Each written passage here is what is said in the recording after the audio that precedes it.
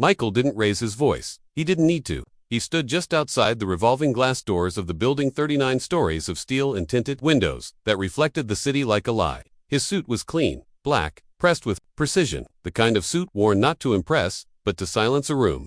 The kind worn by men who already knew they had nothing left to prove. And yet, the manager at the front, Brandon Kelly, clipboard in hand, khaki stained from morning coffee, stretched out one arm like a barrier, eyes darting between Michael's face and his skin, uncertain which he feared more. "Sir," Brandon muttered, stepping into a tone rehearsed 1,000 times, "I'm going to have to ask you to wait here. This level of access is restricted. It happens fast, but not loud. The kind of moment that folds itself into the world like it was always supposed to be there, normal to everyone except you. The people passing by don't stop. Security doesn't flinch. The receptionist keeps typing. But you see it, you feel it, like someone just cracked a door you didn't know existed. Because the second Brandon speaks, that second Michael stops breathing. Not in panic, in calculation. His head tilts. Slightly, just slightly. Enough for the lights above to catch the edge of his jaw. Enough for you to see something shift behind his eyes. And he says something you're not supposed to hear. A sentence that never makes it to the open air. A whisper pressed behind his teeth like it might break the world if it escaped. That's when it begins. Not the story, but the undoing of it. Exactly 47 minutes after that encounter, the deal Michael had just closed at $10 million. Acquisition with a defense contractor no one knew was bleeding, vanishes from every system, erased the documents, shredded from both ends. The signatories, unreachable. The CEO, found in her car, repeating a name her family swears they've never heard. And Brandon, the manager with the clipboard, is gone. Not fired. Not escorted out. Gone. The camera footage from that morning. Replaced. Frame by frame, someone has looped in the previous Tuesday, down to the gum stuck to the tile near the vending machine. But the real footage, the one you're watching now, was pulled from an internal backup never meant to exist. It was buried in a system labeled Simpurge_A7, hidden beneath 6 firewalls and a folder called *** weather logs. ***, and here's the part no one can explain. At the 0 hours 3 minutes and 12 seconds mark, right before the file corrupts, Michael turns low, looks directly into the lens.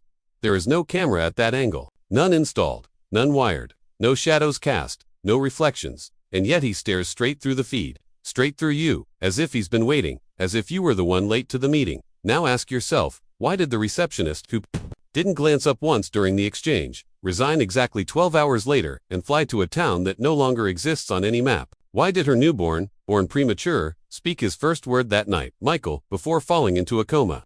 Why has no one filed a missing person report for Brandon Kelly? And why, when you Google Michael's full name, does the screen go black for a second and the search history erase itself? You tell yourself it's coincidence. You tell yourself there's a logical explanation, a network glitch, a bad file, a hoax. But somewhere in your gut, that part of you that still listens in the quiet when no one else is around, you already know the truth. Something isn't adding up. Someone isn't who they said they were. And tomorrow morning, when the phone rings, and a voice you've never heard before asks you a question no one has ever asked you, do not answer it, because after that, nothing you remember will be real. The phone doesn't ring in the way you remember phones ringing. It pulses, like it's breathing. A dull vibration crawls across the table, slow and wrong, the way a heartbeat would feel if it didn't know whether it wanted to keep going. You don't remember falling asleep, but your head lifts from your desk, neck stiff, mouth dry, and the light outside the window is off. Not dim, not cloudy, just off. You blink once, twice, the phone hasn't stopped. You don't remember setting it to vibrate. You don't remember this ringtone. You don't remember when this phone even became yours. And still, without ever deciding to, your hand reaches the screen. Doesn't show a name, just ***, unknown thread, unverified line. ***, you don't touch it. You just watch it, like something might blink back from the pixels. But you're already too deep. The story already has you, somewhere between the footage no one was supposed to have and the eyes that stared back through it. Something opened, and something stepped in. When you finally answer, the voice isn't a voice, it's a breath. A low exhale stretched too long, like it started years ago, and just now reached you. Then underneath it, layered like static on a broken cassette, ***, where were you at 7:14? ***, your throat tightens. The time means nothing, but your body knows. Something inside you recoils, not in fear, but in recognition. Your lips move. You whisper without thinking. ***, I don't know. ***, click. Silence. You stare at the screen. Heart racing now, breath shallow. Eyes darting across your apartment. Tiff, this is your apartment. The picture frames on the wall, off by a few degrees. The stain on the carpet wrong shape. The fridge hum too low. Too constant. Like it's hiding something under the compressor. You glance toward the door. The lock is turned the other way. But it was locked. You always lock it, you always, don't you? The next morning, or what you assume is morning. Because the sun is too still outside the window, you try to tell someone. Not a therapist, not a cop, just a voice you trust. So you call Ava. She picks up, but her tone is different. Not worried, not annoyed, just off. She doesn't say hello. She says, asterisk, asterisk, you remember this time. Asterisk, asterisk, you freeze. What? She repeats it. Asterisk, asterisk, you remember this time. Asterisk, asterisk, your mouth dries. What do you mean this time? She doesn't answer. She hums a tune instead. Off-key, slow, familiar in the way something from childhood floats back through trauma. You almost know it. Then she speaks again. Asterisk, asterisk, check your voicemail. From July 9th, asterisk, asterisk, you fumble. That date July 9th, you're sure it hasn't happened yet. You're sure, but when you scroll, there it is. A message timestamped asterisk, asterisk, July 9th, 2025 to 2:06 a.m. Asterisk, asterisk, you play it. It's you, your voice, and it's crying. Not from sadness, but something worse. Recognition without memory. You're repeating a name over and over. Asterisk, asterisk, Brandon, Brandon. Asterisk, asterisk, then you whisper something else. Something in a different voice. A low gravel-wet voice layered under yours, almost glitching. It doesn't sound human. It says, asterisk, asterisk, they'll believe what we delete. Asterisk, asterisk, and then silence. Not dead air, dense silence. Like the tape was cut with a blade, and the room behind it erased. When you look up from your phone, Ava is standing. In your doorway, you didn't buzz her in. You didn't even know she lived in this city anymore. You haven't seen her since when she doesn't knock. She walks in barefoot, rain in her hair, her shirt stained with something dark at the sleeves. Like she tried to wipe away ink that never came off. She drops her bag on your floor. Looks at you like you're both halfway through a conversation neither of you started. You still hear them. She asks. You blink. Who? She tilts her head. Then her face changes. Her lips curl like she wants to smile, but doesn't know how anymore. And she says, asterisk, asterisk, that's good. You forgot again. Asterisk, asterisk, you try to keep it together, but the rules start changing. The timestamps on your texts rearrange themselves. Your neighbor swears she saw you enter your apartment yesterday twice. One time with Ava, one time alone.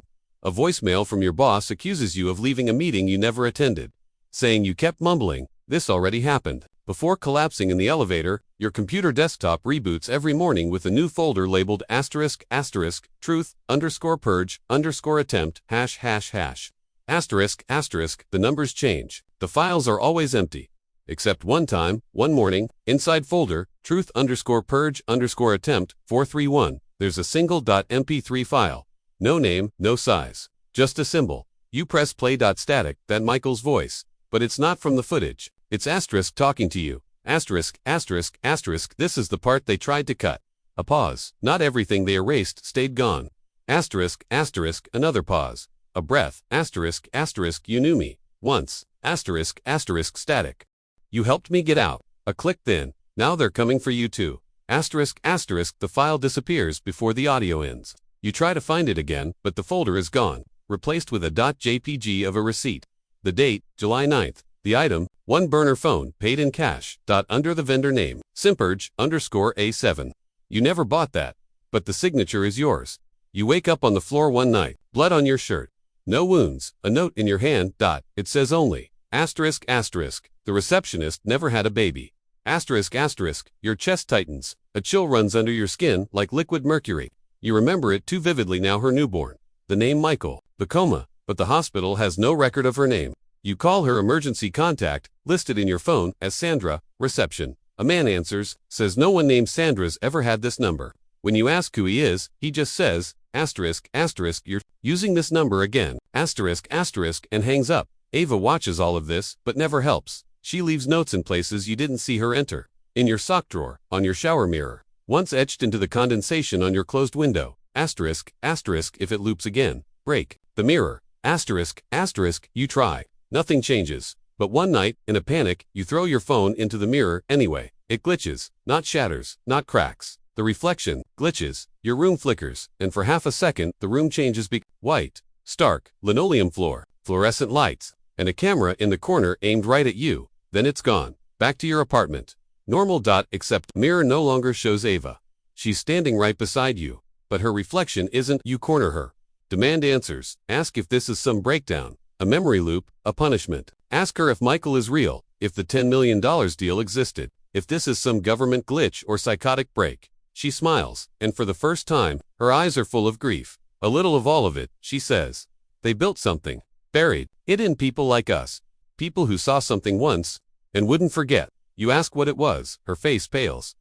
You ask again, but she's already backing away, down the hall, her voice warping like a corrupted voicemail. You knew too much, she says, and not enough, so they rewrote you. Every few days, again and again, but you keep bleeding. Through the script, you keep seeing him, and you weren't supposed to. Why me? She reaches into her coat, pulls out a single piece of printer paper, folds it slowly, and hands it to you. On it, a still frame. Michael, the moment he looked at the camera, and behind him, reflected in the chrome elevator panel, is you, standing in the elevator, wearing the same suit, holding a clipboard, your own face, staring back, like you've been waiting to be discovered, and under the photo, written in red pen, trembling in sharp, asterisk, asterisk, you were never the witness.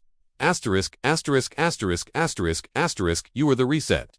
Asterisk, asterisk, the door behind you slams open. Ava is gone, but the mirror is still there, and for the first time, your reflection smiles before you do. He almost believed it was over. That night, when the storm rolled in without warning, no weather report, no thunder buildup, just a flat crack of sky and a blackout across 5 city blocks, Michael stood at the window of the apartment he had been told was his, watching the rain run in reverse. It wasn't the kind of metaphorical reverse you read about in books. It literally fell upward, like something had gone wrong in the rendering of the world. But the power returned before he could blink. Twice, the apartment lights flickered back on, and suddenly, everything was in place again except his breathing. It was too calm. He should have been terrified. Instead, he felt resolved, like the static in his chest had finally settled. The voicemail was waiting for him when he checked his phone. This one had no timestamp, no number, just a file titled, asterisk, asterisk, that's enough now. Asterisk, asterisk, he played it. It was Ava's voice, soft and gentle, like she used to sound years ago, when they'd drive out past the city limits just to sit under sky and remember what it meant to be human. You found the thread, she said, like a lullaby. You did what they didn't expect you to do. You stopped chasing the loop, and you looked at it. That was the difference. That was the break. And for the first time in weeks, months, he let himself believe it. The pieces fit, the glitching mirror, the erased deals, the receptionist with no child. He'd been part of a psychological operation, a deep scripted trauma loop designed to overwrite perception. He was a test subject. Ava was the control. The baby, the voicemail, the disappearing manager, all artifacts of a failed memory resequencing protocol. It was all in the file folder she left behind in the crawlspace under his apartment. The one marked SIM repair, _backup, PRS, unhost 14, where a decommissioned drive, wrapped in tinfoil and labeled forgetting isn't failure, revealed the truth in staggered data bursts. The names, the faces, the experiment. He had been part of something massive, and it had malfunctioned. He'd seen through it. He'd survived. That was the narrative. Now, the doctor he found, a man calling himself Conrad, confirmed as much. They met in a dim restaurant under a flickering sign that read coffee, but never served any. Just dry menus and cracked vinyl booths. Conrad slid across a dossier, eyes shaking like he wasn't supposed to be doing this. You were host 14, he said, voice low, the most resilient one. You kept rejecting the sequence, which meant you weren't compatible with suppression. Memory. They tried scrubbing you 13 times. But the loop got shorter each reset. You've reached the end of it now. Michael flipped through the folder, black and white stills of him as a child. Reports with redacted lines. The phrase perceptual bleeds circled in ink. A photo of Brandon, the manager, smiling in what looked like a military facility. Another of Ava, younger, in a white coat, not a victim, a handler. Everything made sense now. It was horrifying but clean, contained, until he got to the last page. A simple transcript, 2 voices, asterisk, asterisk, subject 14, asterisk, asterisk, this already happened. Operator, we're back at cycle 6. He's retaining fragments. Shall we wipe again? Unknown voice. No. Let him see what he thinks is the truth. Containment works best when the subject believes they solved it. And then Michael remembered something that should have destroyed him. He had read this page before. Not in the folder, not in Conrad's booth, but in a dream. No, not a dream. A memory from when he was 7, a hospital visit. He'd cut his leg on a rusted fence and needed stitches. He remembered the doctor, the smell of antiseptic, the beeping machines. He remembered crying, and he remembered seeing this page. Framed on the wall of the hallway. At 7 years old, a child can't read well at that age. But he could read his own name, and he could read asterisk, asterisk, subject 14, asterisk, asterisk. Michael dropped the folder. His hands were shaking again. He ran to the restroom, splashed water on his face, but it felt too thick, like oil. He stared into the mirror and saw something flicker. Not behind him. Inside, Ham, Ava returned that night, smiling too easily, hands empty. It's done, she said. You've come through the worst of it. But he didn't smile back, because something in her face didn't fit. Her eyes were too still, her breathing too practiced. Her mouth moved in phrases that had been used before. He suddenly knew she'd said those exact words, in that exact order. 7 other times. He checked the surveillance files he'd hidden from himself in the dummy drive, and there she was, saying them, over and over. Each time after a major breakthrough, each time right before his memory looped he confronted her. Her smile broke, not in sadness, not in guilt, in relief. You weren't supposed to remember that part, she said. Then, slowly, she reached into her coat and pulled out something heavy. Not a weapon. A photograph. Of a boy. The boy was not Michael, but he looked like him. Same eyes, same build, same scar over his right eyebrow. Michael stared at it, then flipped it over. Written in childlike handwriting. Asterisk, asterisk, he won't stop seeing me. Asterisk, asterisk, he staggered back. What is this? Ava didn't answer, but the lights dimmed and the walls groaned, not like a building settling. Asterisk, asterisk, like something waking up. That night, he dreamt in flashes, static-torn images, rooms that stretched too far, people with faces just slightly out of sync, like the audio was lagging behind their existence. He saw the child again, but this time, the child spoke. Stop remembering, he said. Michael tried to ask who he was, but no sound left his throat. The child walked up to him, touched his hand, and said, asterisk, asterisk, you're not me. You're what they built when I died. Asterisk, asterisk, he woke up screaming. Ava was gone. So was the folder, the photos, even the apartment. He was back in the glass building, the one with the $10 million deal, back at the elevator, and Brandon was there, clipboard in hand. Sir, he said calmly, I'm going to have to ask you to wait here. This level of access is restricted. And Michael smiled. Not because it was familiar, but because this time, finally he saw it. Behind Brandon, in the reflection of the elevator steel. Not himself, not the manager. Asterisk, the boy. Asterisk, and in the boy's hand, a recorder, not a toy. A real one. A voice plays from it. Michael's own voice. Asterisk, asterisk, this already happened. Asterisk, asterisk, but then, a second voice. Deeper, older, like it had been watching for years. Asterisk, asterisk, you think you've reached the end. Pause. This is still Act 1. Asterisk, asterisk, the boy lifts his eyes, and they are not human anymore. In that moment, Michael understands. The truth wasn't a resolution. It was a containment script, a patch on a corrupted build. A lie they let him believe so he'd stop digging. So he'd stop seeing. He wasn't solving a mystery, he was performing it. Over and over. For something watching, feeding, and as his reflection fades into static, one final fragment clicks into place. The voicemail from Ava. You did what they didn't expect you to do. But he hadn't done anything. Not yet. That message, it was never meant for him. It was a trigger phrase for the thing that had been watching from behind his eyes. The loop hadn't ended, it had opened, and this time, it asterisk wasn't going to reset. End of Chapter 3. Viewers now report that watching. Chapter 1 reveals Michael briefly reflected in the chrome elevator panel during Brandon's first appearance despite not being physically present. In the scene, asterisk, asterisk, the line, this already happened, can also be faintly heard at 0 hours, 1 minute, and 39 seconds in the background audio under the city sounds, layered beneath static and subway noise. Asterisk, asterisk, the voicemail from Ava in Chapter 2, previously believed to be 6 seconds long, now appears to contain 14 seconds of distorted audio upon reinspection. Asterisk, asterisk, asterisk, you didn't imagine it. Asterisk, asterisk, asterisk, asterisk, you just remembered it too early. Asterisk, asterisk, there had been signs. There always were. But, like everything else in this story, they were designed to slip past unnoticed casual patterns, misremembered details. Things you swore were never there before but couldn't prove. The coffee shop logo that changed overnight. The train route that now had an extra stop. The man on the billboard, smiling with a familiarity that made your stomach tighten, though you didn't know why. At first, Michael thought it was just him, that whatever they'd done to him, whoever they were, had isolated the damage, quarantined the glitch inside his perception. But then came the note. Folded inside a library book he didn't check out, slipped between pages he didn't remember, opening, no signature, just one line. Asterisk, asterisk, you're not the only one who remembers the reset. Asterisk, asterisk, there was a symbol drawn at the bottom, 2 triangles overlapping, one inverted, and inside the center, where they met, a dot. He'd seen it before, on the envelope Ava left behind, on a sticker in the elevator, half peeled, carved faintly into the bathroom stall at the train station, like someone wanted it to fade slowly into the grime, but not enough to vanish. That night, his dream wasn't his own. He was in a room white, windowless, humming, not asleep, not awake. A voice echoed, not Ava, not the child, someone older, not cruel, not kind, just tired. Some of us got out, it said. Then silence. until another voice broke through, female, unfamiliar, urgent, ragged, like she hadn't slept in years. We left you markers, but you keep looking the wrong way. He turned, but the dream bent inward, collapsing like film pulled from the reel. Too fast. When he awoke, there were 4 missed calls from a blocked number, each voicemail just a breath, followed by static. Then the whisper of a date. July 18th, 7:14, conference, room 3, Michael had never worked in a building with numbered conference rooms. Until the next day, when he walked into a government archive facility under the name Jahiji Kaling, name that opened the doors without question, despite it not belonging to him, and passed a plaque that read, Conference Room 3. No one stopped him. The room was empty, save for a projector that flickered to life the moment he stepped inside.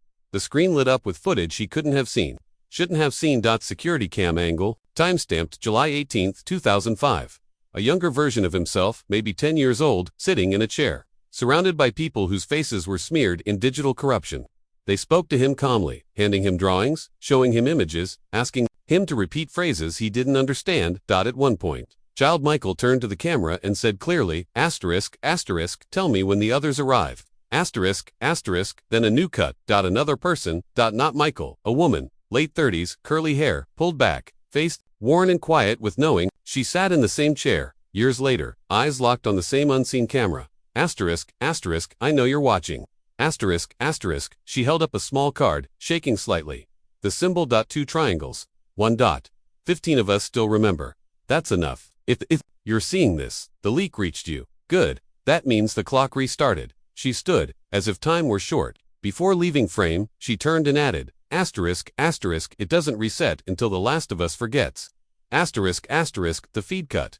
Michael sat, in the stillness of the room, his own breath suddenly too loud, like he'd stepped into a world behind the story he thought he was living. The footage wasn't a dream. It wasn't metaphor. It was filed, labeled, approved. Part of some internal documentation trail that never made it out of the system. A second symbol appeared on the screen, a QR code.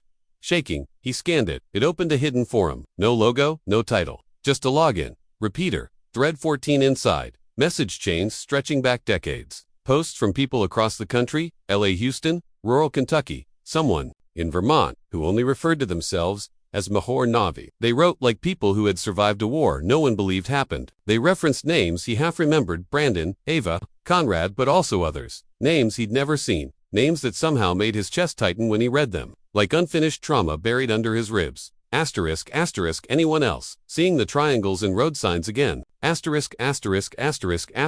mirrors won't reflect my face when I say his name. I found a recording from before the reset. It has my voice, but I wasn't born yet. They're watching from inside the loops, not outside them. Michael scrolled, until he found a thread tagged thread 0, observer. Only one post. They think we don't remember. But memory was never the problem. It's identity. They keep fragmenting us across timelines until we don't know who's speaking, or who's being spoken to. But the question isn't who am I, it's, when did I stop being me? That thread hadn't been updated in 7 years. But 30 seconds after Michael read it, a new post appeared. You were right all along. The next few days weren't days. Time unraveled itself, bleeding forward and backward. Michael woke in places he hadn't entered, with items in his pockets he didn't own. Scratched onto a napkin in his jacket. The 12th of October 94, classroom, incident. Watch the footage again. He didn't know what that date meant, but when he found an old VHS archive room beneath the library building, one that hadn't existed on any blueprint, he found a stack of unlabeled tapes, each with timestamps burned into the corners. One matched, October 12, 1994. He played it, grainy footage of a classroom. Children drawing, laughing, a young teacher standing at the board. Then a boy with dark eyes walked up to the chalkboard, erased the date, and instead drew the symbol. 2 triangles. 1 ... He turned to the teacher and whispered something. The tape audio cracked. The screen pulsed. Then the camera caught something it should not have. The reflection of the classroom window warping. Not from the inside but, as if something was pushing into the world, pressing against the fabric of the room. A glitch. A brief flash of a man standing where the boy had been. Not older. Identical. Time collapse. Michael froze. The boy had his face. Not similar. The same. He took the footage back to his apartment tour, what had once been his apartment, and found someone else already there. Not Ava. Not Conrad. Someone older, woman named Sarah, who claimed to be part of the original project's design team. She didn't look surprised to see him.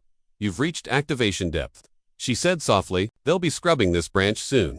He didn't know what she meant, but she showed him something on her arm, a scar. When she pulled back the skin slightly, a thin metallic sliver glinted beneath. She wasn't showing him tech. She was showing him proof that what lived in their heads wasn't imagination, that the memory glitches weren't malfunctions. They were *maintenance. Michael asked her the only question that mattered. Why me? She shook her head. It's not just you. She handed him a printed list. Pages and pages of names, locations, DOBS, dates of memory failures. Dozens had vanished. Dozens more had been looped. Only a few remained fully self-aware. They were communicating through the only channel that hadn't yet been corrupted, dreams. Sarah had been keeping a